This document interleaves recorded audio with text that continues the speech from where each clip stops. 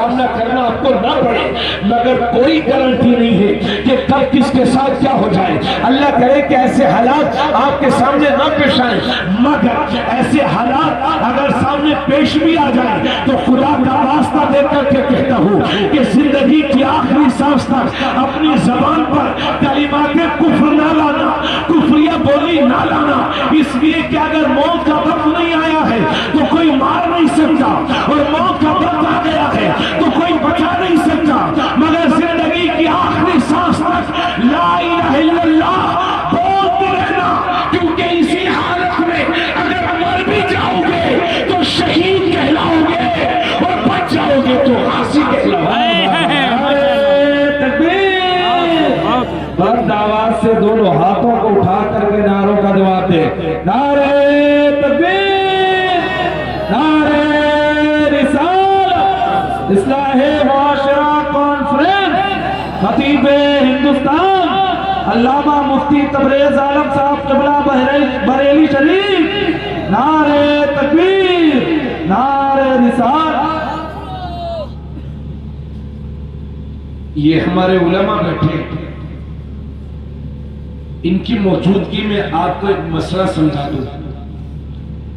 اگر آپ سے کوئی زبردستی کلمات کفریہ کہلوائے اور آپ کو اس بات کا ڈر ہے کہ اگر نہیں کریں گے تو جان سے ہاتھ دھو بیٹھیں گے، تو اپنی جان کو بچانے کے لیے اسلام اجازت دیتا ہے کہ دل میں برا جانتے ہوئے آپ زبان سے ادا کر سکتے ہیں۔ دل میں برا جانو لیکن زبان سے کہہ لو تاکہ جان بچ جائے، اس کی اجازت دیتا ہے۔ لیکن ایسی حالت میں بھی اپنی زبان پر کلمات کفر نہ لانا اور حق کے لیے مر جانا، اسی کو شہادت کہتے ہیں، اور یہی ایمان کے کمال کی پہچان ہے۔ اس لیے تو جمیل قادری کہتے ہیں میں وہ سنی ہوں جمیل قادری مرنے کے بعد میرا لاشا بھی کہے گا الصلاۃ والسلام۔ کیا کہنے اس میں کہ مسلمان بنو، میری باتوں کا برا مطلب نہیں ہے، اس میں کہ مسلمان بنو، اپنے ایمان کو بچاؤ، کلمات کفر نہ کہو۔ ہمارے بچوں کو دیکھو تو کوئی ہاتھ میں کڑا پہن کے گھوم رہا ہے، کوئی زنجیر پہن کے گھوم رہا ہے، اور تھوڑا سا اگر آپ ذہن حاصل رکھیں تو عرض کر سکتے، ہماری قوم کی حالت یہ ہے کہ بچہ 10 سال کا ہو گیا تو ہم نے اسے 100 روپے دے دیے، جاؤ بیٹے بالوں کو کلر کروا دو۔ اب کوئی نیلے کروا رہا ہے، کوئی پیلے کروا رہا ہے۔ بچے کی عمر 13 سال کی ہو گئی تو اس کی دادی دعا کرتے کرتے مر گئی، یا اللہ مجھے پوتا دے دے۔ لیکن جب یہ پوتا ہوا تو کان چھدوا کے دوریا پہن کے پوتی بنا گھوم رہا ہے۔ 15 سال کا ہوا ہمارا بچہ تو ہم نے 50,000 روپے کا موبائل دے کر کے اس کو لفنگا بنا دیا۔ 18 سال کا ہوا تو 1 لاکھ کی موٹر سائیکل خرید کے دے دی۔ امیاں 1 لاکھ کی موٹر سائیکل پر بیٹھے ہوئے اور 50,000 کا موبائل جیب میں رکھا ہے، منہ میں 4-5 گٹکے دبائے ہیں، کان میں لیڈ لگی ہے، اور میاں یہ ہے مسلمان کا بچہ، نہ چھوٹے پر شفقت کا پتہ ہے، نہ بڑے کا ادب پتہ ہے، نہ علماء کی عزت جانتا ہے، نہ ماں باپ کی فرما برداری کرتا ہے، نہ نماز پوری یاد ہے، نہ روزے کے مسائل کچھ یاد ہے، چہرہ دیکھ کر نہیں لگتا یہ کسی مسلمان کا بچہ ہے۔ فضا میں تم ہونا سارا تو تمدن میں حلود، یہ مسلمان ہے کہ جنہیں دیکھ کے شرمائے یہود۔ کوئی زنجیر پہن کے گھوم رہا ہے، کوئی 5-5 انگوٹھی پہن کے گھوم رہا ہے، کوئی کڑا پہن کے گھوم رہا ہے۔ کیا چاہتے ہو؟ اگر ارے بھائی کسی کے مذہب میں کڑا جائز ہے تو وہ پہنے، ہمارے یہاں جائز نہیں ہے، حرام ہے، بلکہ یہ علامات کفر میں سے ایک علامت ہے۔ بھائی آزاد ہندوستان ہے، جس کا دل کرے پہنے، مگر ایک بات یاد رکھیے، اگر کڑا پہنے کہیں مر گئے تو تمہاری لاش کسی مسلمان کو نہیں دی جائے گی، ان لوگوں کو دی جائے گی جہاں تمہیں اٹھا کر کے جلا کر راکھ کر دیا جائے گا۔ اس لیے مسلمان بن کے جیو۔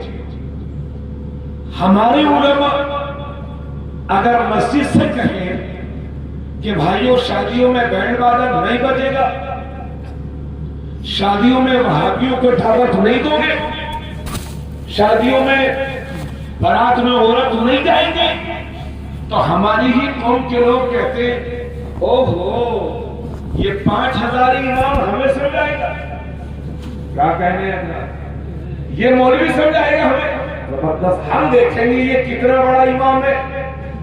اور ایسے مولوی تو میری جیل میں 10-5 رکھے رہتے ہیں۔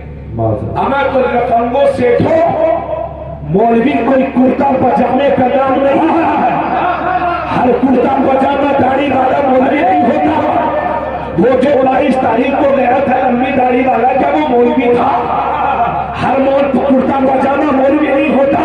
اور ایک دنیا بھر کے سیٹھو جان لو، تمہاری پچھلی 7 نسلیں اور آنے والی 7 نسلیں بھی مل کر کے کرتا پجامہ کو خرید سکتی ہیں، مگر ایک عالم دین کی زبان کو نہیں خرید سکتی۔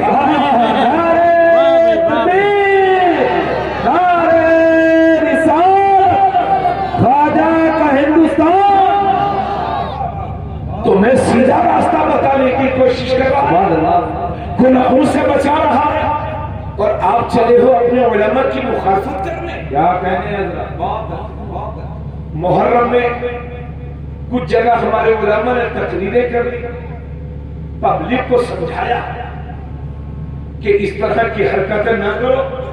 اما میاں تو ہماری پبلک نے اٹھا کر کے مولوی صاحب کو جیل بھجوا دیا۔ اللہ، اگر معاشرے میں یہی علماء کی توہین اسی طرح سے ہوتی نہیں تو بھارت کے مسلمانوں تم کو ذلیل ہونے سے کوئی نہیں بچا سکتا۔ اپنے علماء کی عزت کرو گے، جاؤ دیکھو دوسرے دھرموں میں جا کر کے اپنے مذہبی پیشوا کی کتنی عزت کرتے ہیں، اور آپ جانتے ہو کہ دنیا کی سب سے حق جماعت ہم ہیں، اور ہمارے علماء ہمارے راہبر، اس کے باوجود بھی آپ اپنے علماء کی ٹانگیں کھینچنے میں لگے رہتے ہیں۔ امام صاحب کا بوریا بستر بند ہونا چاہیے، یہ یہاں سے بھاگنا چاہیے۔ 6 مہینے میں کبھی کبھی 6 امام بدل جاتے ہیں کہ صاحب امام صاحب اچھی نعت نہیں پڑھتے۔ اما امام نعت پڑھنے والا تلاش نہ کرو، نعت پڑھنے والے تو 2-4 ہم دے دیں گے آپ کو۔ وہاں شمس الدین صاحب 10 منٹ تمہیں بلا لیں گے۔ امام ایسا تلاش ہو کہ جس کے پیچھے نماز اچھی ہو، جس کے دل میں اللہ کا ڈر ہو۔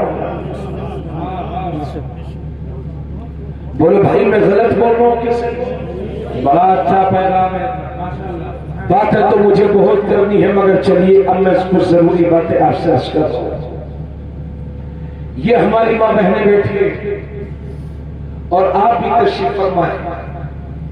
مسلک کے اعلیٰ حضرت کی سب سے زیادہ بدنامی اگر کسی نے کرائی ہے تو وہ ہم سنیوں نے کرائی ہے۔ جی زبردستی بناوٹی مزاروں پر جا کر کے میلہ لگانا، ادھر ادھر کربلا بنا کے زبردستی وہاں میلے لگانا اور حاضری کربلا، کوئی زمین کا نام تھا کربلا، ایک مقام ہے، اس میں کوئی شک نہیں۔ کیا داستان کربلا آپ نے کبھی سنی نہیں ہے؟ کیا ہندوستان میں بھی کربلا ہے؟ مگر زبردستی آپ نے کربلا بنا لی، اور اللہ کے حضور سجدہ کرنے کے بجائے زبردستی آپ نے ایسے کام کرنا شروع کر دیے جنہیں دیکھ کر کے شرم آتی ہے. برا مت مانیے گا، میری بات کو سنتے رہیے. پچھلے 2 سال سے اپنے ملک میں حجاب کا مسئلہ چل رہا ہے. آپ کو معلوم ہے نا، حجاب یعنی مسلمان عورتوں کا پردہ. میں 1 سال پہلے کرناٹک گیا تھا. اس وقت یہ مسئلہ کرناٹک میں گرمایا ہوا تھا. الحمدللہ میں نے تقریباً 1.5 گھنٹہ قرآن اور حدیث کی روشنی میں اسلامی حجاب پر تقریر کی. اور میں اللہ کی ذات سے امید کرتے ہوئے ان سے یہ کہہ کر کیا آیا تھا کہ آپ فکر نہ کرو، وہ دور آئے گا کہ جیت تمہاری ہوگی. ابھی 6 جنوری کو میں بنگلور گیا تھا. اللہ کا شکر ہے کہ جن اسکولوں کے دروازوں پر لکھا ہوا تھا کہ پردے والی لڑکیاں ہمارے یہاں نہیں آ سکتی، انہی اسکولوں کے دروازوں پر لکھا ہوا ہے کہ پردے میں آنے والی بیٹیاں ہمارے اسکول میں پڑھ سکتی. بس یہی تو آپ سے کہہ رہا ہوں، فکر نہ کرو. وَأَنْتُمُ الْأَعْلَوْنَ إِن كُنتُم مُؤْمِنِينَ. تم ہی بلند رہو گے، تم ہی معزز رہو گے. سطح تمہاری ہوگی، حکومت تمہاری ہوگی، عزت تمہاری ہوگی. شرط یہ ہے کہ مومن کامل بن جاؤ، پکے سچے مسلمان بن جاؤ. گھبراؤ مت، یہ بادل ہے، چھٹ جائیں گے. اسلام کا اجالا قیامت تک باقی رہے گا. میری نوجوان قوم، میری نوجوان نسل اور اے میرے مسلمان بھائیوں، آپ سے بس یہی کہنا چاہتا ہوں کہ آپ اپنا راستہ سیدھا رکھو. اگر راستے میں پتھر بھی ہوں گے تو اللہ موم بنا دے گا، کانٹے بھی ہوں گے تو پھول بنا دے گا.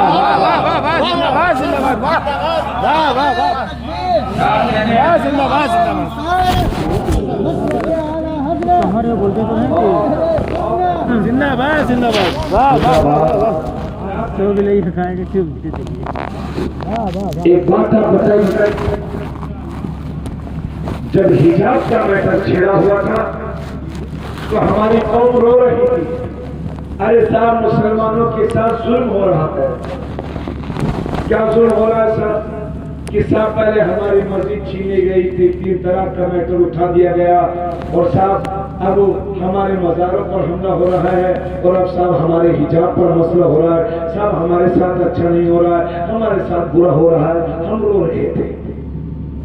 لیکن مسلمان اس وقت تیری غیرت کہاں چلی جاتی ہے جب 10 محرم الحرام کے دن، جس دن میرے امام نے کربلا میں اپنے نعرہ جان کے دین کو بچانے کے لیے اپنے پورے خاندان کے ساتھ شہادت قبول کی تھی، اس کی شہادت کے دن جب ہم اپنی بہن بیٹیوں کو سجا دھجا کر کے میک اپ کرا کر کے بنا بوٹی مسموعی کربلا میں میلوں کے چکر لگاتے ہیں، تب ہماری حیرت کہاں چلی جاتی ہے؟ کیا امام حسین نے اسی لیے شہادت دی تھی کہ تم ان کی شہادت کے دن کو میلے لگا؟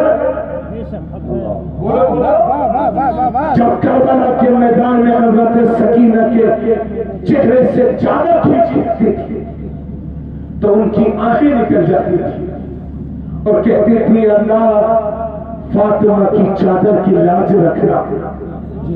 توجہ چاہتا میری آواز متاثر ہے، آپ اس پر نہ جائیں، لیکن میری باتیں آپ کو سمجھ میں آ رہی ہوں تو توجہ سنیے.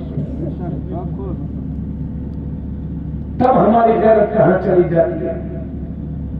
مصنوعی کربلا میں میرے ہمنے لگائے، پھیرے ہمنے لگائے، ہماری عورتیں آ گئی اور دوسری قوموں کے لچے لفنگے گنڈے چھیڑخانی کرنے والے ہماری بہن بیٹیوں کی عزت کو لوٹنے کے لیے تمہارے میلوں میں آتے ہیں.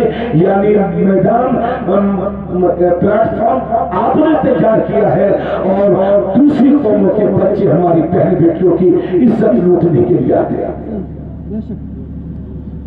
آپ کو برا لگ رہا ہوگا، لگر کوئی بات نہیں ہے، مگر آپ بھی جانتے ہیں باتیں سب ٹھیک ہیں. جی یہ ہماری بہنیں بیٹھی رہی ہیں، مسئلہ کی اعلی حضرت، مسئلہ کی اعلی حضرت، اور فلاں بابا فلاں بابا فلاں بابا، بابا لوگوں نے تمہیں تمہاری جگہ بتائی ہے کہ کہاں جا سکتی ہو کہاں نہیں جا سکتی۔ اعلی حضرت سے کسی نے پوچھا حضور عورتوں کا مزار پر جانا جائز ہے کہ ناجائز؟ تو فرماتے ہیں یہ نہ پوچھو کہ جائز ہے کہ ناجائز، بلکہ یہ پوچھ کہ جب عورت گھر سے مزار کے لیے نکلتی ہے تو اللہ کی کتنی لعنتیں برستی ہے یہ پوچھو، اور جب تک عورت واپس نہیں آ جاتی اللہ کے برابر لعنتیں اس عورت پر برستی رہتی ہے۔ تو مسئلہ کے اعلیٰ حضرت یہ ہے کہ عورتوں کا مزار شریف پر جانا ناجائز و حرام ہے، چاہے وہ جوان ہو چاہے بوڑھی ہو۔ مسئلہ کی اعلیٰ حضرت یہ ہے کہ عورت کسی بھی مزار پر نہیں جا سکتی۔ ہاں دنیا میں ایک مزار ایسا ہے کہ عورت جب چاہے تب جا سکتی ہے، اور وہ ہے میرے نبی کا مزار۔ حاجیوں آؤ شہنشاہ کا روزہ دیکھو، کعبہ تو دیکھ چکے اب کعبے کا ایک مزار ایسا ہے کہ عورت جہاں چاہے جب چاہے تب جا سکتی ہے۔ اسی وجہ سے اعلیٰ حضرت سے یہ بھی سوال ہوا کہ حضرت مزار شریف پر جو غلط کام ہوتے ہیں کیا اس کی وجہ سے مزار والوں کو تکلیف ہوتی ہے؟ تو اعلیٰ حضرت فرماتے ہیں ہاں میاں تکلیف ہی تو ہوتی ہے، تبھی تو اللہ والوں نے فیض دینا کم کر دیا ہے، ورنہ جو فیضان پہلے مزاروں سے ملتا تھا اب کہاں ملتا ہے؟ یہ اعلیٰ حضرت 100 سال پہلے فرما رہے تھے، اور آج کے حالات شرم نہیں آتی مزاروں پر عورتوں کا اور بے حیا شرابیوں کبابیوں کبالوں کا مقابلہ؟ اور یہ بمبئی سے کما کر کے آیا، مزدوری کما کر کے آیا اور 20-20 روپے کے نئے نئے نوٹ لے کے میاں اڑا رہے، ایسا لگتا ہے کہ اس کے باپ نے اس کے لیے 100 کروڑ روپیہ چھوڑ کر کے گئے۔ اتنے بڑے سیٹ اور مسجد کے لیے چندہ مانگو تو حضرت صاحب کاروبار ذرا ڈھیلا چل رہا ہے۔ بالکل صحیح ہے سر، حق ہے۔ مزار پر بعد یہ کپال صاحب آئے لوگ صاحب کہ میں تو خواجہ کا دیوانہ ہوں، میں تو خواجہ کا، اور یہ بھی دیوانے کھڑے ہیں۔ اور جب بمبئی جانے کے واپسی آئی مولانا صاحب 500 روپے دے دو ٹکٹ بنوانے میں، ہمیں خدا کے واسطے اپنے آپ پر طرف اگر ان اللہ والوں کے مزارات کو تم نے اپنی عیاشوں کا اڈا بنایا تو ذلیل ہو رسوا کیے جاؤ گے۔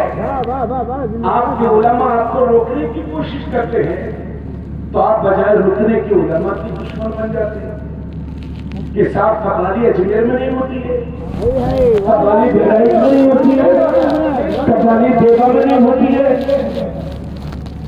ایک قوالیوں کے مستانوں تیرے ایمانداری سے پوچھنا چاہتا ہوں، ایمانداری سے بتانا کیا نماز عشاء پڑھ کر کے آئے ہو قوال سنے گا؟ فجر پڑھی ہے تم نے؟ ظہر پڑھی ہے؟ اپنے معاشرے پر ترس کھاؤ۔ اور یہ ہماری بہنیں بیٹھی ہے، میرا دل تو بہت کچھ کرنا بولنے کے لیے، مگر میرا ذہن اتنا پھیل چکا ہے تو اس کو سمجھنا مشکل۔ بہرحال چند باتیں آپ سمجھ کرتے ہیں۔ دیکھیے سب سے پہلا کام آپ کو بتا دوں، اپنے ایمان کی حفاظت کیجئے کفر و شرک سے بھی اور بدعقیدگی سے بھی۔ سمجھ گئے آپ لوگ؟ یہ دیکھیے میرے ہاتھ میں 100 کا نوٹ ہے، یہ بنا ہے 1 اور اس کے بعد 0 پھر 0، اسی پر 1 0 اور لگا دو گے کتنا بنے گا؟ پھر اسی پر 1 0 اور بڑھائیے کتنا بنے گا؟ 10,000۔ 1 0 اور لگائیے پھر کتنا بنے گا؟ 1,00,000۔ 0 بڑھاتے رہیے، قیمت بڑھتی رہی۔ اب ایک کام کریے، اس ایک کو ہٹا دیجئے، اب کتنا بچا؟ 0 0 0 0 0۔ چاہے مولانا شمس الدین صاحب کے مدرسے تک 0 لگائیے پھر بھی 0، مولانا منہاج صاحب کی مسجد تک 0 لگائیے پھر بھی 0، غازی بابا کی درگاہ تک 0 لگائیے پھر بھی 0، کیونکہ 0 کی قیمت اس ایک کے ساتھ ہے۔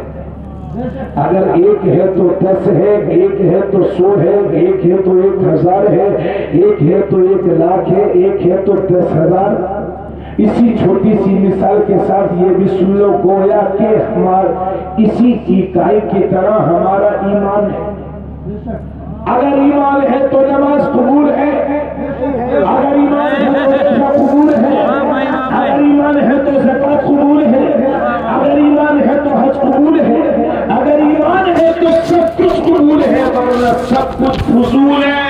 واہ بھائی، واہ بھائی۔ اس لیے کفر و شرک سے بھی بچیے اور وہابیوں بدعقیدوں سے بھی بچیے۔ واہ بھائی، سمجھ گئے؟ آج تو میاں دماغ مالدار تراشنے چاہے جتنا بھی سڑا ہوا وہابی ہو، مالدار ہمیں اللہ پر بھروسہ رکھنا۔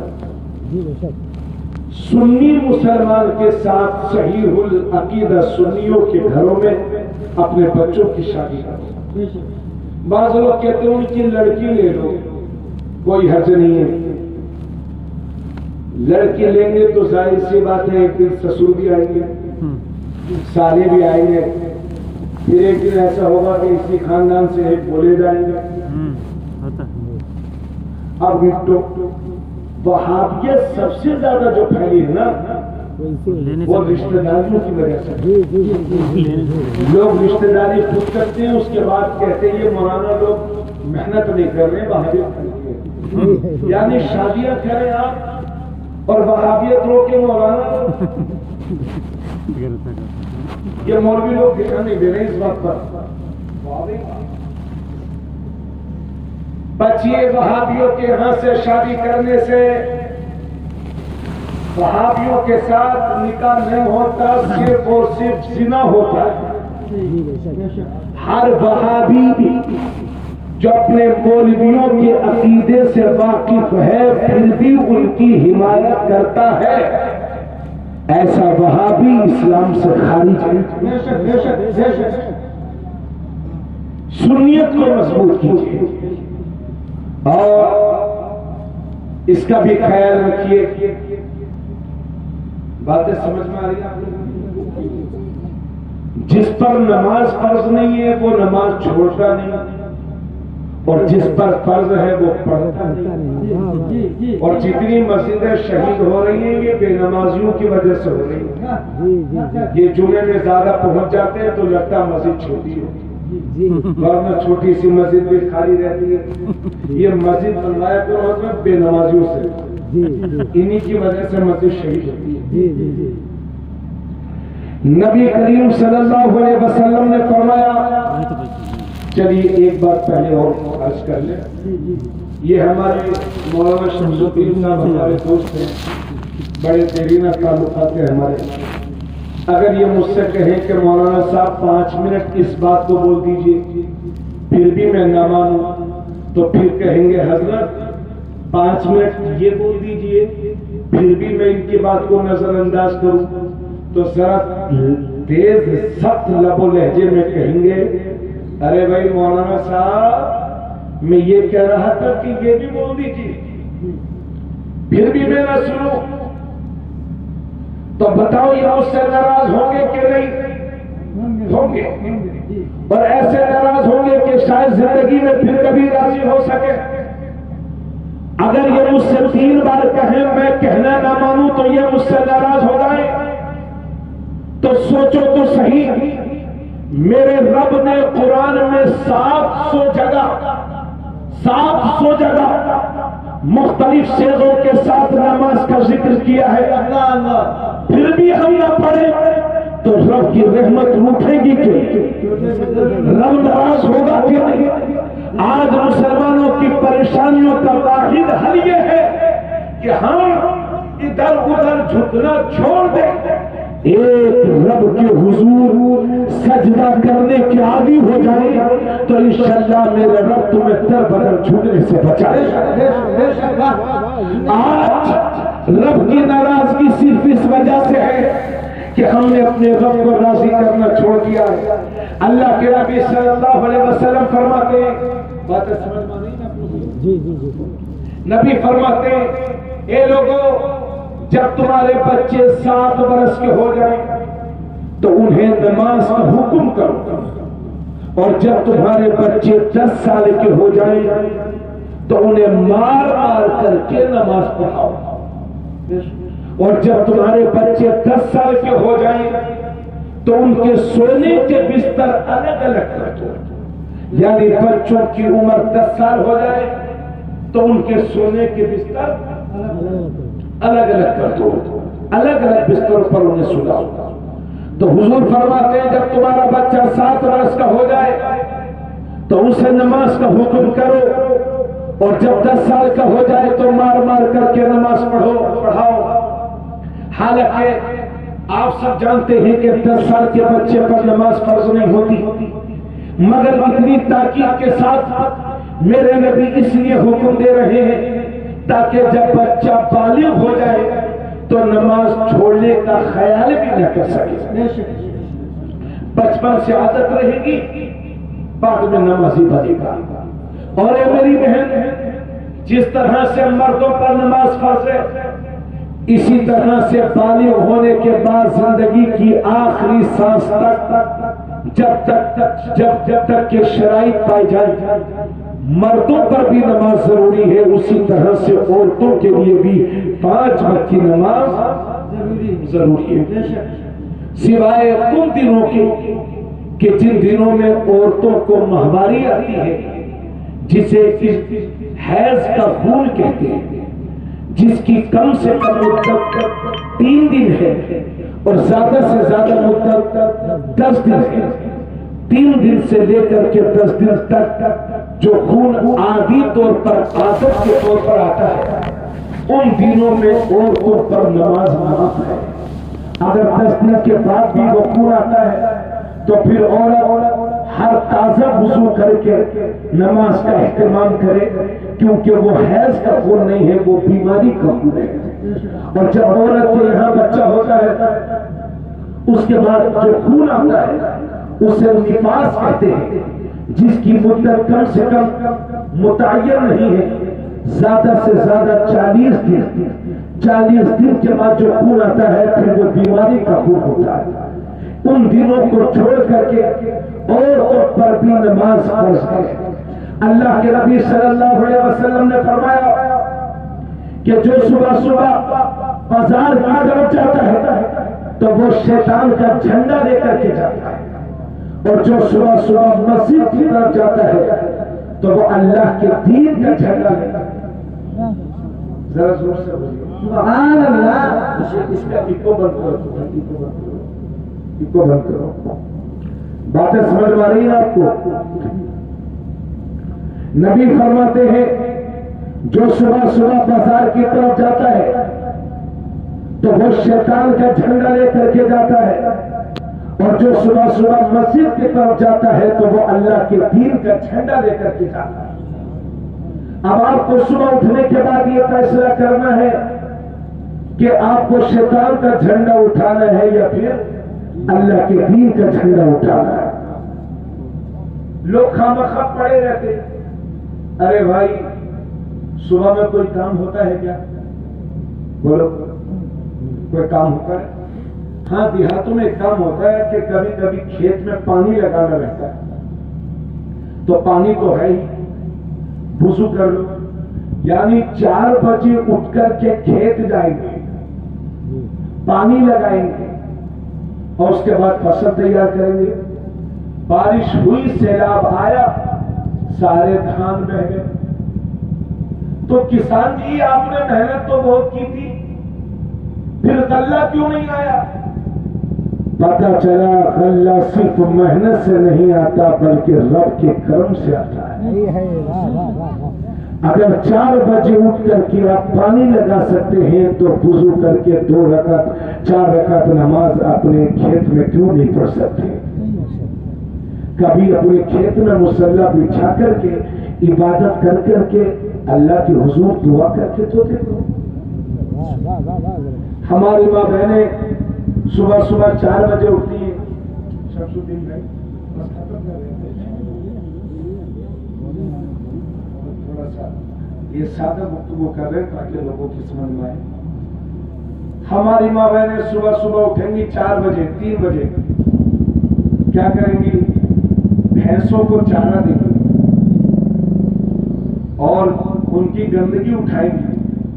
میری بہن تو گندگی اٹھانے کے لیے چارہ اٹھانے کے لیے تو تیار ہے لیکن 4 رکعت نماز کا موقع تجھے نہیں ملتا تو یہ تیری کم نصیبی نہیں ہے تو اور کیا ہے.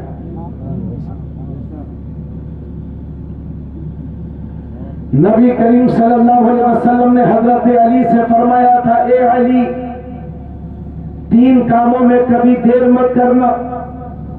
جب نماز کا وقت ہو جائے تو نماز کی ادائیگی میں دیر مت کرنا. جب جنازہ تیار ہو جائے تو اس کی نماز جنازہ پڑھنے میں دیر مت کرنا. اور جب کسی بیوہ کا بدوا کا مناسب رشتہ مل جائے تو اس کا نکاح کرنے میں دیر مت کرنا. آج بھی لوگ نعرہ لگاتے ہیں بیٹی بچاؤ بیٹی کو سمان دو ناری کو سمان دو مگر لوگوں کے دماغوں میں اتنا فتور بھرا ہوا ہے کہ اگر صبح کسی بیوہ پر نظر پڑ جائے تو کہتے ہیں ہمارا آج کا دن خراب ہو گیا. اس منحوس چہرے پر نظر پڑ گئی. ارے بھائی مرنے والا کوئی مر گیا اس بیچاری کا کیا قصور ہے؟ منحوس تو وہ اگر مرنا ہی منحوسیت ہے تو وہ ہونا چاہیے جو مرا ہے. اس زندہ کا کیا قصور ہے؟ آج بھی لوگ منحوس سمجھتے ہیں. بیوہ کا چہرہ صبح لوگوں کو دکھ جائے تو کہتے ہیں بیٹی کو سمان دو ناری کو سمان دو مگر سمجھتے ہیں کہ ہمارا دل خراب ہو گیا. یہ عادت کچھ آپ کے اندر بھی تو آ گئی ہے. اگر آپ کہیں بائک سے جا رہے ہیں اور سامنے سے کوئی بلی گزر جائے تو بس میاں وہیں کھڑے ہیں کہ بلی نے راستہ کاٹ دیا کوئی اور آ گئے تو وہ گزرے تو ہم گزرے. ہمیں یہ فطور تمہیں کس نے بتا دیا؟ جس قوم کے پاس بسم اللہ جیسا ہتھیار ہو بسم اللہ پڑھ کے جس میدان میں جاؤ گے کامیابی تمہارے قدموں کا ہو سکے. ہمیں بزرگوں نے تو مقابلے کے وقت بسم اللہ پڑھ کر کے زہر تک کھا لیا لیکن بزرگوں کا زہر بھی کچھ نہ بگاڑ سکا. جب چھوٹی سی بلی جا رہی ہے تو اتنے بڑے بلے کو جانے میں کیا پریشانی ہے؟ کیا کرنا؟ مشرکوں سے طرز زندگی نہ سیکھو اپنے نبی سے زندگی گزارنا سیکھو. ہاں یہ جو فطور ہے نا ذہنی بہت سارے لوگ فون کریں گے حضرت کو شادی کا دن رکھنا ہے کون سا دن اچھا ہے؟ ہمیں تیری کمائی حلال ہے تو سب دن اچھے ہیں اور تیری کمائی اور اعمال برے ہیں تو سب دن تیرے لیے خراب ہے. کہ صاحب چاند اکرم میں تو نہیں ہے مولانا صاحب کون سا دن اچھا ہے؟ ایسا لگتا ہے کہ بالکل تہجد پڑتا ہے یہ 5 ٹائم کی. اس کا رشتہ غوث پاک سے بالکل جڑا ہوا. اچھا دن بتائیے حضرت. چلیے اچھا دن بتا دیا ہم نے. اب جب شادی ہوئی تو میاں شروع وہی کام حرکت. بھائی صاحب ایک دن میں یہ بہرائچ شریف کے آگے گاؤں میں تقریر کرنے جا رہا تھا. میں نے صرف سنا تھا ایسا منظر میں نے نہیں دیکھا تھا کبھی.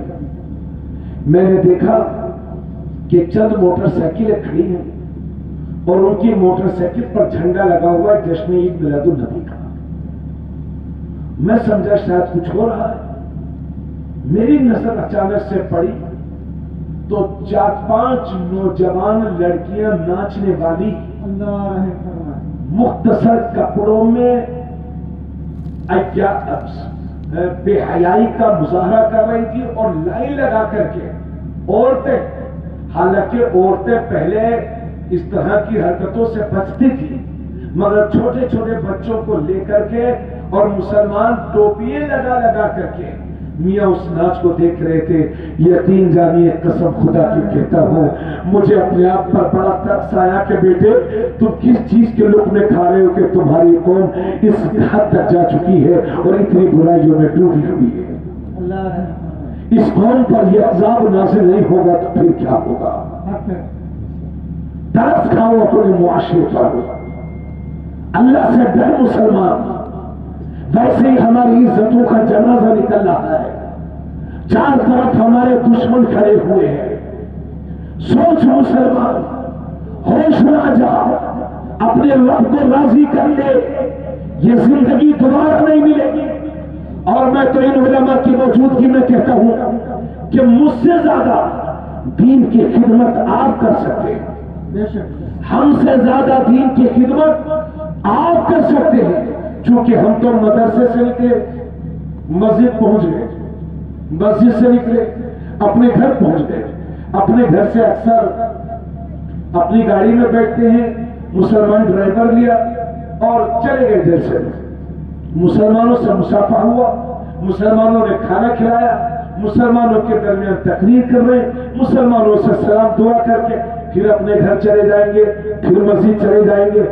تو ہم سے زیادہ دین کی خدمت آپ کر سکتے ہیں۔ سماج میں آپ رہتے ہو، دنیا کے دوسرے دھرم کے لوگوں کے ساتھ بزنس میں پارٹنرشپ آپ کرتے ہو، اگر مزدوری بھی کرتے ہو تو دنیا کے دوسرے دھرم کے لوگ بھی ملا کرتے ہیں۔ اور یاد رکھیے دنیا کی دوسری قومیں ہماری بدعمالیوں کے نتیجے میں اتنی بدزن ہو گئی ہیں کہ وہ لوگ اب نہ ہمارے قرآن کو پڑھتے ہیں، نہ ہماری حدیث کو پڑھتے ہیں، نہ وہ ہمارا قرآن پڑھیں گے، نہ حدیث پڑھیں گے۔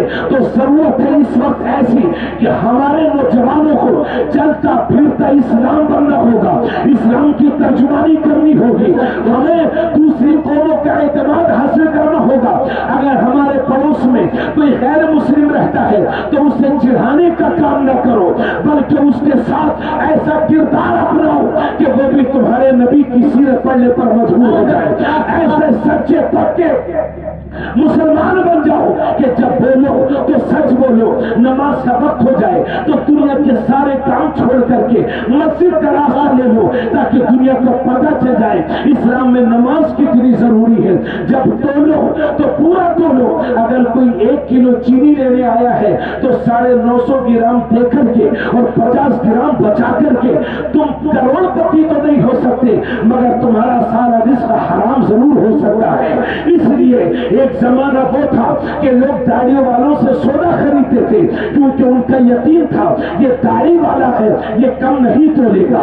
ایک زمانہ وہ تھا کہ لوگ داڑھی والوں کے ساتھ بزنس کرتے تھے، کیونکہ انہیں معلوم تھا یہ داڑھی والا ہے، یہ مر تو سکتا ہے مگر ہمارے ساتھ فراڈ نہیں کر سکتا۔ آج دوسری قوموں کا اعتماد ہم سے ختم ہو گیا ہے۔ خدا را مسلمانوں، ہوش کی دوا لے لو، پکے سچے مسلمان ہو جاؤ۔ جب بولو تو سچ بولو، جب وعدہ کرو تو نبھاؤ، اور چلو تو ایسے چلو جیسے تمہارے نبی چلتے تھے۔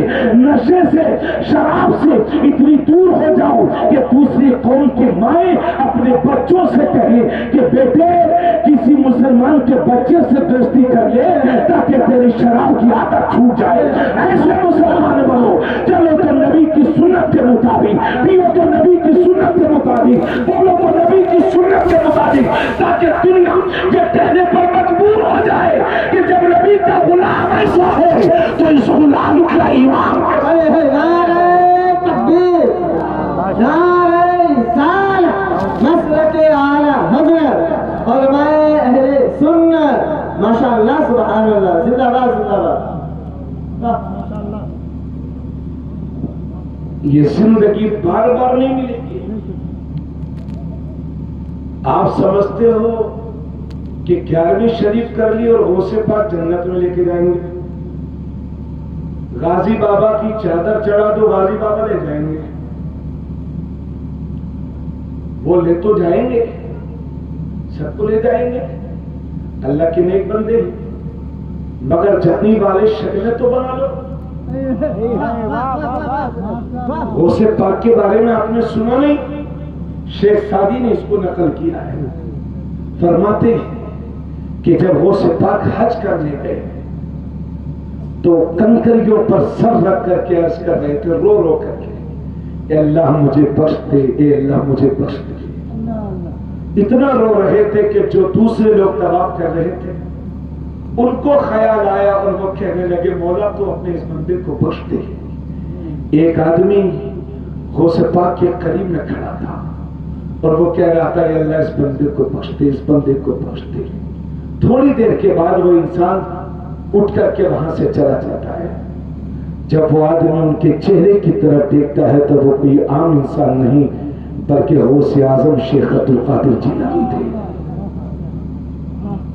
عرض کر رہے تھے مولا مجھے معاف کر دے، اگر میرے اعمال معافی کے قابل ہو تو مولا معاف کر دے، اور اگر معافی کے قابل نہ ہو تو مولا قیامت کے دن مجھے اندھا بنا کے اٹھانا تاکہ تیرے نیک بندوں کے سامنے مجھے شرمندہ نہ ہونا پڑے۔ آج اپنی حالت زار پر رحم کھاؤ مسلمانوں۔ شادیوں میں جو فضول خرچیاں، ہاں ارے بات تو بہت ہے مولانا شمس الدین صاحب، ہاں تو 4 ٹائم کی نماز پڑھ لی تو بس سیدھے امام صاحب کی نماز سے مقابلہ۔ تسبیح کہ امام صاحب نے نفل پڑھا کہ نہیں، سنتیں پڑھتے امام صاحب، نفل نہیں پڑھتے۔ اما جس چیز پر اللہ سوال نہیں فرمائے گا آپ کو کس نے حق دے دیا کہ اس پر سوال کرو؟ یہ ایڈوانس ہو گیا نا بھائیو، ٹائم بہت ہو گیا، تھوڑی دیر اور بیان کر دیا جائے۔ دیکھیے اپنے سارے کام سنتوں کے مطابق کرو۔ میرے نبی ارشاد فرماتے ہیں، توجہ سنیے گا، جس نے میری امت کے فساد کے وقت، میری امت کے بگاڑ کے وقت جس نے میری سنت پر عمل کیا تو حضور فرماتے ہیں اللہ اسے 100 شہیدوں کا ثواب عطا فرمائے گا۔ تھوڑا سا بولیے سب لوگ، آپ لوگ پریشان ہو گئے کیا؟ تھوڑا سب لوگ ہاتھ اٹھا کے بولیں سبحان اللہ۔ سبحان اللہ۔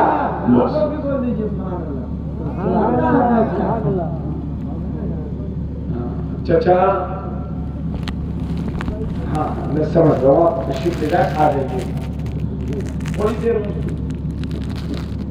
کیا فرمایا نبی نے کہ جس نے میری امت کے بگاڑ کے وقت میری کسی سنت پر عمل کیا تو اللہ اسے 100 شہیدوں کا سب یاد نہیں کر رہا، اللہ اسے 100 شہیدوں کا ثواب عطا فرمائے گا۔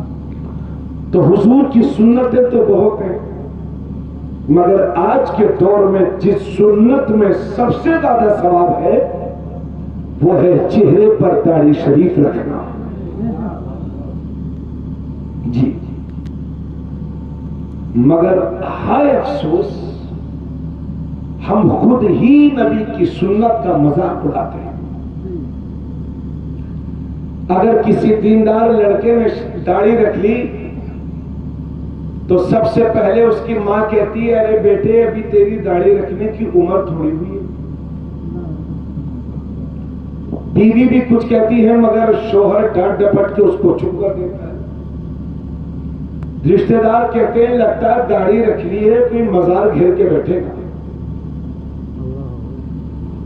محلے والے کہتے ہیں لگتا ہے کوئی مدرسہ چلا کے گھٹالہ کرے گا۔ جب آپ خود ہی اپنی نبی کی سنت کا مذاق اڑائیں گے تو ذلیل نہیں ہوگے تو پھر کیا ہوگا؟ میرے پاس چاہے جتنا بھی علم ہوتا، حالانکہ میں کوئی علم والا تو ہوں نہیں، بس اللہ کی توفیق سے جو کچھ مولا نے دیا بول رہا ہوں. میرے پاس چاہے جتنا بڑا میں علم والا ہوتا، اگر میرے چہرے پر داڑھی نہیں ہوتی تو آپ مجھ سے تقریر سنتے؟ بولیے. سید سادات کرام کا مرتبہ بہت بڑا ہے نا.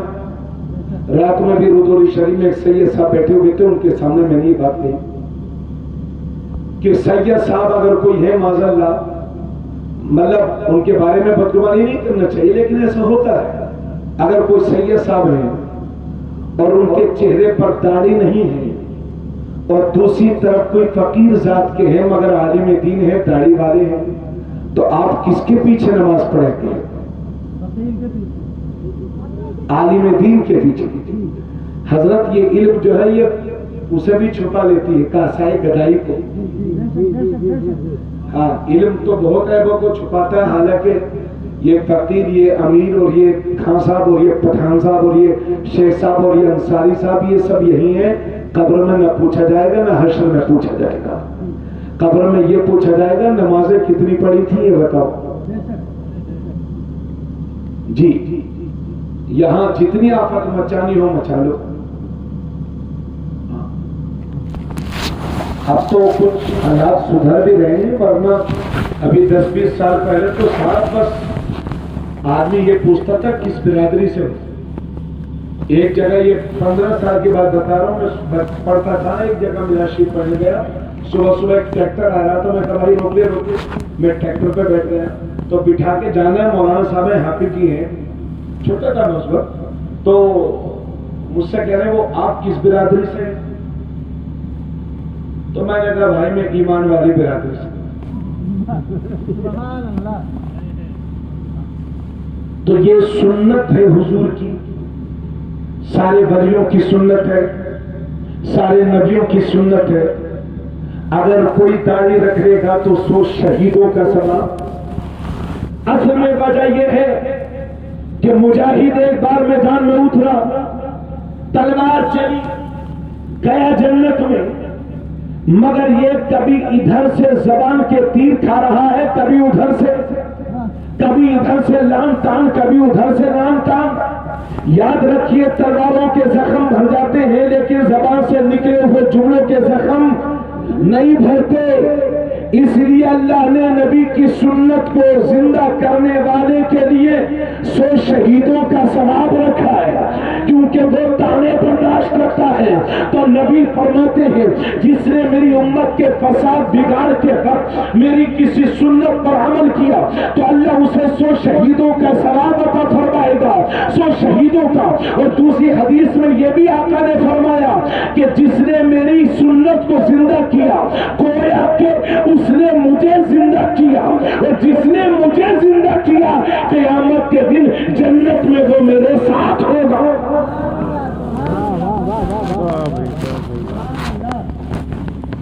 اس لیے جن لوگوں کی داڑھی آدھی آدھی ہے وہ پوری کر لو، اور جن کی بالکل نہیں ہے وہ جلدی نیت کر لو. میں ہاتھ نہیں اٹھاؤں گا کیونکہ یہاں وعدہ کر کے پھر حرکت ہو گئی تو مجھے لگتا ہے وہ تو اور مشکل ہو جائے گا. اس لیے آپ خود، اور اگر آپ اس ڈر سے داڑھی نہیں رکھتے کہ داڑھی رکھ لیں گے تو لوگ ہمیں آتنکواد کہیں گے. تو بھائی اگر داڑھی میں ہی آتنکواد ہے تو مسلمان ہی کی داڑھی میں کیوں ہے؟ سب کی داڑھیوں میں ہونا چاہیے. اصل میں داڑھیوں میں آتنکواد نہیں ہے، لوگوں کی کھوپڑیوں میں آتنکواد گھسا ہوا ہے. لیکن ایسی جہالت کا آپ کو سینہ سپر ہو کر کے مقابلہ کرنا ہے اور اپنے نبی کی سنت کو چہرے پر سجانا ہے تاکہ دنیا کو دور سے ہی معلوم ہو جائے یہ محمد رسول اللہ کا غلام. بات سمجھ میں آ رہی ہے؟ اس لیے ہو سکے تو چہروں پر، بعض لوگ 70 سال کی عمر، 60 سال، مگر روزانہ جو ہے ہر 8 دن دانت سب ختم، مگر بالوں پر کلر کالا والا خزاب اور شہروں میں بہت اس طرح کے لوگ، دیہاتوں میں تو ماشاءاللہ داڑھی رکھنے والوں کی تعداد زیادہ ہوتی ہے، مگر شہروں کے بہت برے حال ہے. ہاں بھٹا ہو جاتا ہے مگر جلدی داڑھی نہیں رکھتا. ارے بھائی داڑھی نبی کی سنت ہے، اس کو چہروں پر سجاؤ. اور یہ جو لوگ چھوٹی رکھتے ہیں، جب اتنی رکھتے ہو تو بھائی اتنی رکھ لو یار، پوری رکھ لو جی.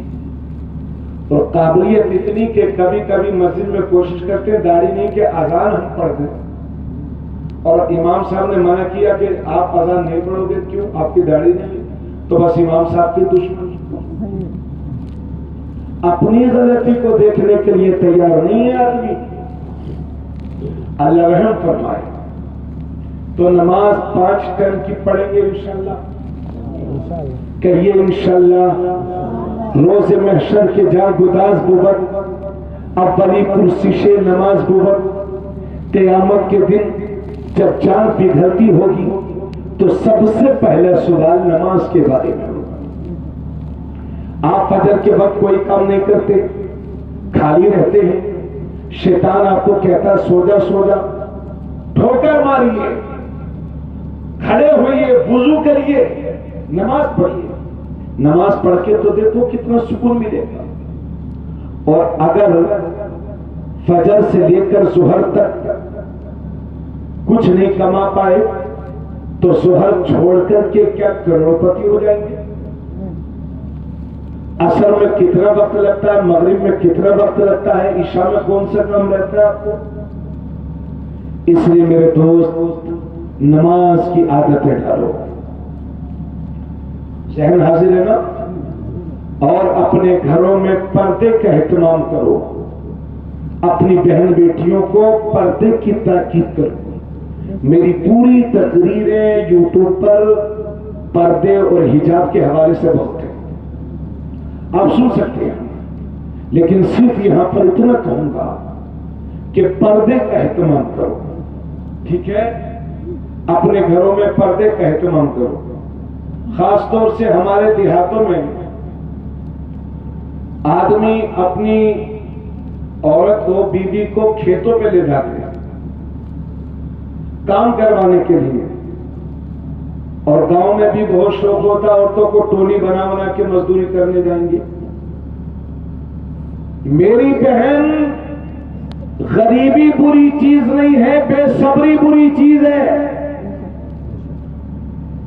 پردے کا اہتمام کر، نماز 5 دانہ ادا کر لے اور اپنے گھر میں اپنے بچوں کی تربیت کر. ہاتھوں کو اٹھا اٹھا کر کے دعا مانگ لے رب سے. میرا رب اتنا دے گا کہ تیری نسلوں کی غریبی ختم ہو جائے گی. میں جس ماں کا بیٹا ہوں، آپ کی جنت آپ کی ماں کی قدم کے نیچے، میری جنت میری ماں کی قدم کے نیچے. لیکن میں جس ماں کا بیٹا ہوں، 37 سال میرے والد گرامی کے نکاح میں رہی میری والدہ. اس کے بعد ان کا وصال ہو گیا. میرا کھیت 1.5 کلومیٹر دوری پر ہے. میرے والد پوری زندگی میں شاید 1 بار یا 2 بار اپنی سائیکل پر بٹھا کر کے پردے کے ساتھ میری ماں کو کھیت دکھانے کے لیے چلے گئے. جب میری ماں کا انتقال ہوا تو میری گاؤں کی بیوہ کہہ رہی تھی کہ میں نے سب کو دیکھا ہے، گاؤں کی ساری عورتوں کو دیکھا ہے، مگر کبھی مولانا صاحب کی ماں کو میں نے نہیں دیکھا. اللہ کا شکر ہے کہ میری ماں نے 2 بیٹوں کو جنم دیا اور اللہ نے دونوں کو عالم دین بنایا. اس وقت جب گاؤں میں مزدوری کرنے عورتیں جاتی تھیں، ہم لوگ گاؤں کے بہت غریب لوگوں میں شمار ہوتا تھا. مگر میرے والد نے غریبی میں بھی میری ماں کو کبھی مزدوری کرنے نہ بھیجا، کیونکہ جب مزدوری کرنے جائیں گی تو بے پردگی ہوگی. صبر کیا. آج اللہ کا شکر ہے کہ اللہ نے غربت کو بھی ختم فرمایا. عزت سے بھی جو کچھ انسان اپنی زندگی میں چاہتا ہے اللہ نے سب عطا فرمایا. یہی آپ سے کہہ رہا ہوں، اپنے گھر کی عورتوں کو پردے میں رکھو، تاکید کرو. اور یہ مزاروں کے جو چکر لگاتی ہیں، یہ مصنوعی کربلا میں کہ فلاں بابا آ گئے، فلاں بابا کی سواری آ گئی ہے، ان کو ذرا ڈانٹ ڈپٹ کے رکھیے. باباؤں کی سواری ان پر نہیں آتی ہے. دراصل یہ عورتوں کے، اکثر عورتوں کے ڈھونگ ہوتے ہیں، اور بعض عورتوں کو بیماری ہوتی ہے. آپ ڈاکٹر کو دکھائیں، بابا کو نہیں. ان بابا لوگوں نے تو لوٹ مار کے قوم کو برباد کر دیا. جی ہاں، کسی کے گھر میں کوئی پریشانی آ گئی تو چلے گئے بابا کے پاس، بابا صاحب فال کھول دو. اب بابا صاحب نے فال کھولا، اوفو آپ کو تو بہت تگڑا کرایا ہوا ہے. کہ بابا صاحب کس نے کرا دیا؟ نام تو نہیں بتائیں گے. ارے بابا صاحب کچھ بتا دو. ارے وہ جو تیرے محلے میں جو موٹی موٹی اور کالی کالی ہو رہے تھے، بس اسی نے کرایا، لگا دی آگ محلے میں. تو بابا جی اس کا اتارا کیا ہوگا؟ کہ سامان لکھ کر دے رہا ہوں، لے آؤ. اب یہ بیچارہ بہرائچ لے کے گیا، وہاں نہیں ملا. دلی لکھنؤ کہیں ہو تو ملے. جناتی نسخہ لکھا ہوا تھا، وہ موکلوں کی خوراک کے ساتھ 1500 روپے کی موکلوں کی خوراک، 5500 6100 کی موکلوں کی خوراک آئے گی. لے دے کے وہ سب جگہ ہار کے بولا، مولوی صاحب بابا جی ایسا کرو، یہ سامان آپ ہی منگا لینا، ہمیں بتا دو کتنے پیسے دینا. بس آ گیا سامان بابا کا، آ گئی موکلوں کی خوراک. ان بابا لوگوں نے لوٹ مار کے قوم کو تباہ کر دیا ہے. جتنے یہ ڈھونگی بابا ہے، بچاؤ ان سے، بچو ان سے. جس بابا سے اپنا حال نہ سدھرا، وہ آپ کا حال کیا سدھارے گا؟ اور اعمال اچھے کر لو، کیونکہ اگر اعمال اچھے نہیں ہیں تو تعویذ کیا پورا بابا بھی گلے میں لٹکا لو گے تو کوئی فائدہ ہونے والا نہیں. اور یہ عورتیں بابا لوگوں کے پاس پہنچ جائیں گی.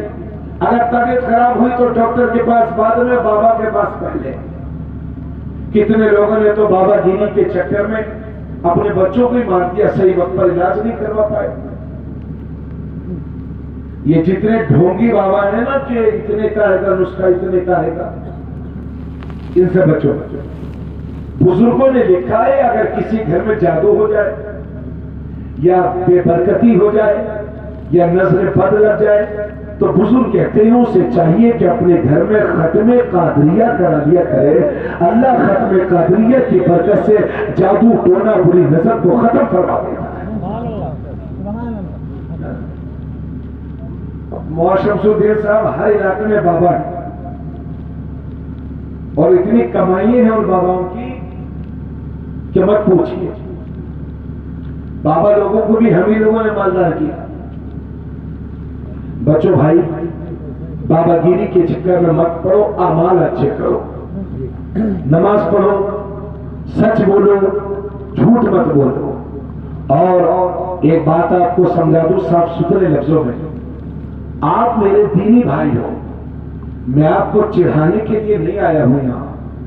آپ بھی ہم سب اس لیے بیٹھے ہیں تاکہ ایک نتیجے پر پہنچ جائیں. یہ جو قوالیاں موجودہ دور کی ہیں، اسلام میں اس کی کوئی اجازت نہیں ہے. یہ جتنے قوال آپ بلا لیجیے، آپ لڑکا لڑکا بلائیں گے تو آ جائے گا، ورنہ یہی لڑکا کل جا کر کے کسی لڑکی سے مقابلہ کرے گا، وہ بھی مزار پر. وہ کانپور کا کتنا بڑا لچا لفنگا بدماش، اور کتنے یہ نام کے قوال ہیں کہ میں تو خواجہ کا ملنگ ہوں، میں تو خواجہ کا. میں خواجہ کا ملنگ نہیں ہے، خواجہ کا پاگل ہوں. پہ خواجہ کا پاگل، یہ پورا پاگل ہے. تو یہ سب چکروں میں مت پڑیے. اچھے علماء دین کو بلائیے، ان کی تقریریں شروع ختم کر دیجیے ان کو. چادر گاگر چادر اچھی چیز ہے، لیکن نماز چھوڑیں گے نہیں. میاں چادر گاگر نماز پڑھیے 5 ٹائم کی. اور چادر چڑھانا کوئی فرض اور واجب نہیں ہے، سمجھ گئے؟ ایک چادر مزار شریف پر ہو تو بزرگوں نے لکھا کہ جب تک دوسری وہ پھٹ نہ جائے یا पुरानी न हो जाए तब तक दूसरी न डालो। खैर लोग डाल देते हैं, अल्लाह अकीदतों को सलामत रखे, मगर ये मतलब नहीं है कि उसको पूरे गांव में फिराना जरूरी है, कब्बादियों का साथ हो।